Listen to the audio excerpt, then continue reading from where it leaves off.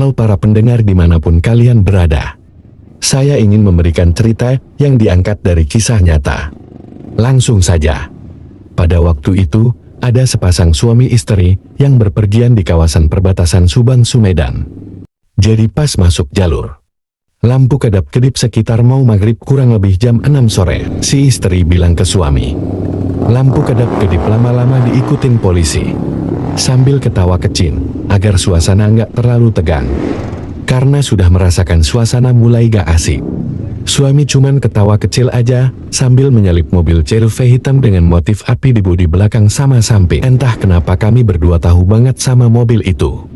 Lalu supirnya buka kaca mobil terus bilang, hati-hati di jalan dengan setengah teriak. Suami jawab terima kasih pak. Kami duluan sambil melewati mobil itu.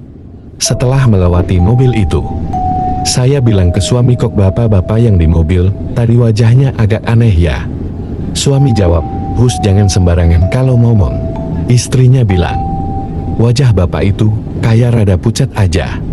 Sama orang yang duduk di samping supir kok senyumnya bikin aku merinding ya. Kata suami nggak apa-apa kok tenang aja. Lalu tiba-tiba ada mobil lagi CR-V yang sama persis seperti tadi. Nah pas kita mau melewati, kejadian ini tadi sama persis keulang lagi. Pas sudah melewati mobil CR-V suami nanya ke istri, kalau selama perjalanan tadi mobil itu sudah lewati kita belum ya? Sang istri jawab selama perjalanan kita nggak ketemu kendaraan lain selain mobil CR-V itu. Tidak lama setelah kita berdua ngomong begitu, di depan kita ada lagi mobil CR-V itu. Kita nggak langsung nyalip mobil itu. Suami bilang ini mulai nggak beres. Kalau kita lewati mobil itu terus kejadiannya sama kayak tadi. Kamu baca-baca sebisa kamu ya. Pas suami mau nyalip mobil itu, saya sudah mulai baca-baca.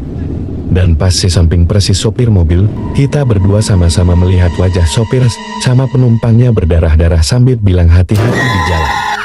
Kita berdua istighfar sambil baca-baca. Langsung suaminya dari jauh dan itu di depan motor kita. Suami bilang dari tadi sudah berdoa dan baca-baca jadi ya udah kita pasrahin aja sama yang maha kuasa. Kun fayakun aja, bismillah kita nyalip mobil itu lagi ya. Kemudian kabut turun sampai kita nggak ngeliat mobil CR-V itu lagi. Dan nggak lama kita ngeliat kendaraan lain itu lalu lalang. Terus sudah terlihat berkotaan, kita berdua ucap syukur alhamdulillah, dan anehnya kita nggak ketemu mobil CR-V itu lagi. Terus kita berdua kaget pas ngeliat jam ternyata sudah jam 11 malam. Kita langsung cari penginapan di sekitaran situ. Pas dapat penginapan ada bapak-bapak nyuruh, kita berdua ambil wudhu dulu, lalu segera kita berwudhu. Setelah itu kita ngobrol sambil disediakan minuman. Karena bapak itu tahu banget kalau kita kelelahan, dan kita berdua cerita tentang kejadian yang kita alamin, dan kagetnya lagi, bapak-bapak itu bilang, kalau kemarin ada mobil isinya 5 orang terus ketabrakan, dan hancur parah. Dan ternyata itu mobil CR-V, sama persis yang kita temuin tadi.